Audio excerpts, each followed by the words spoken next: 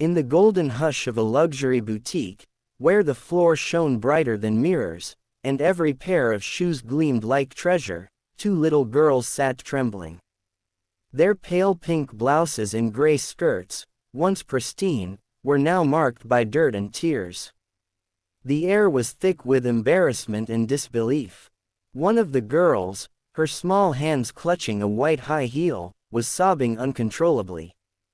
The other, quieter but just as shaken, stared blankly at the floor where a small trail of mud stained the spotless tiles.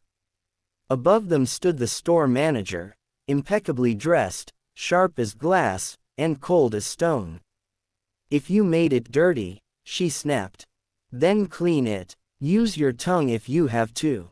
Maybe then you'll learn to respect things you can't afford." Her words cut through the air like a whip.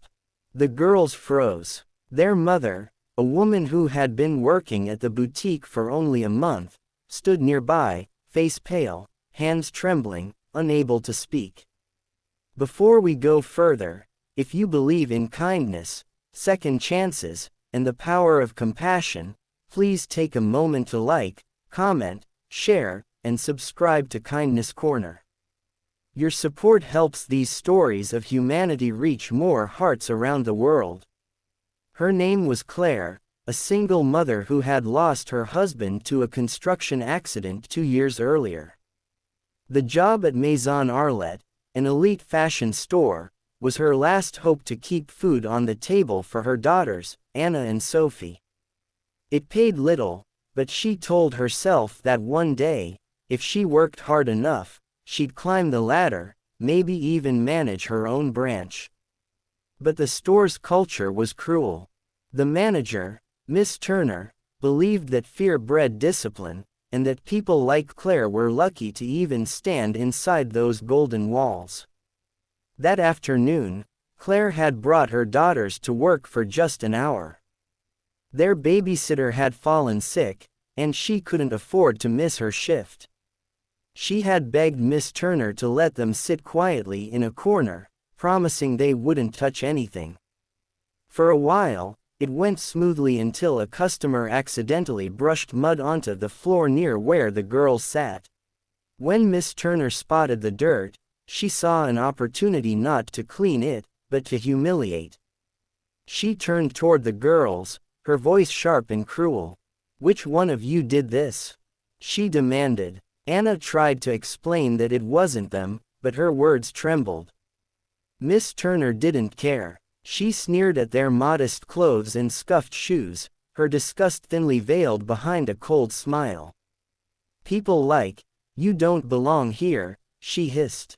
"If you want to touch luxury, you better earn it." And then came the words that froze everyone in the store. "Go ahead, clean it. Show us how much you care." Anna's lips quivered as she shook her head. Sophie, just 7, began crying harder, clutching the shoes she'd been holding, not understanding why this stranger was yelling. Their mother fell to her knees, apologizing over and over, tears streaming down her face. "Please, Miss Turner," she whispered. "They're just children." But Miss Turner's pride wouldn't let go. She leaned closer and muttered again, her tone dripping with venom. "Then clean it yourself with your tongue if you have to." A silence fell over the boutique. Every employee froze. Some turned away. Others stared, unable to believe what they just heard. And then from the far end of the store came the sound of footsteps, measured, confident, calm. A man in a navy blue suit, tall and distinguished, approached the scene. His name was Mr. Adrian Cole, known to the staff only as the Quiet Investor. No one realized he was the owner of the entire luxury chain. He had come in unannounced that morning to inspect the atmosphere of his stores, how employees treated customers and each other. What he found, instead, was a moment that shattered his heart. He had seen many forms of arrogance in business, but never this. The sight of two little girls crying on a marble floor while a manager mocked them was too much. He paused, took in the scene, and for a few seconds no one breathed. Then he stepped forward and spoke softly, yet with the kind of authority that silenced the world. "Miss Turner," he said, "did I just hear you tell a child to clean the floor with her tongue?" Miss Turner froze. Her confident mask crumbled instantly. "Yes, sir. It was a misunderstanding," she stammered. They caused a mess." "And enough," he interrupted, his voice trembling, not with anger, but sorrow. He looked at the girls, then at their mother, who stood shaking beside them. "Ma'am," he said gently, "please stand. You don't have to kneel in my store." Claire hesitated, still in shock, but the warmth in his tone gave her strength. She stood, clutching her daughters to her chest. Adrian turned back to the manager. "You've humiliated a mother in front of her children," he said, his voice low. "You've taught cruelty instead of grace. You've forgotten that the worth of a brand means nothing if it costs someone their dignity."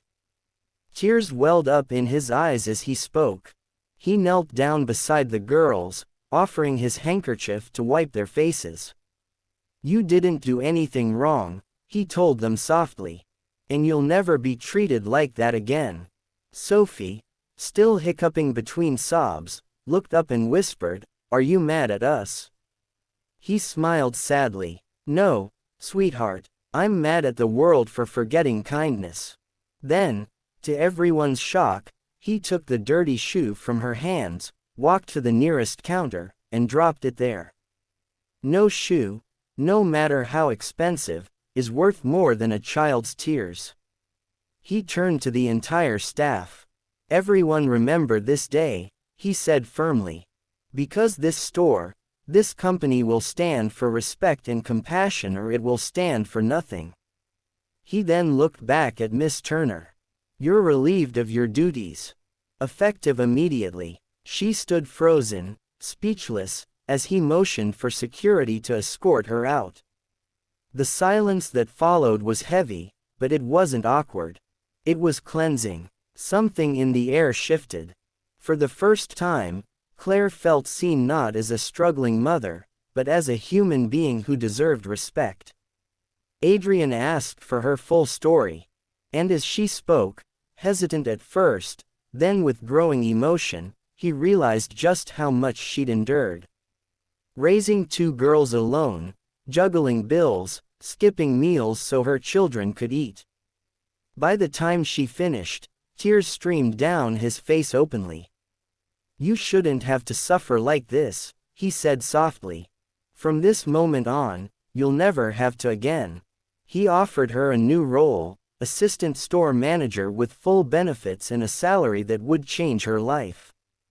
Claire's knees nearly gave way. "Sir, I don't know how to thank you," she whispered. He smiled gently. "Just raise them to be as kind as you are. That's thanks enough." In the following weeks, Claire's life transformed. The store became a beacon of compassion. Staff were retrained to treat everyone with empathy, no matter their background. And at the front counter, in a small gold frame, hung a simple quote written by Adrian himself. "Luxury is meaningless without kindness." Asterisk. If this story touched your heart or made you believe that goodness still exists in the world, please take a moment to like, share, and subscribe to Kindness Corner. These stories remind us that one act of compassion can change a life forever. And before we end, tell us in the comments what would you have done if you had witnessed this moment. Because sometimes standing up for someone else's dignity is the most beautiful form of kindness there is.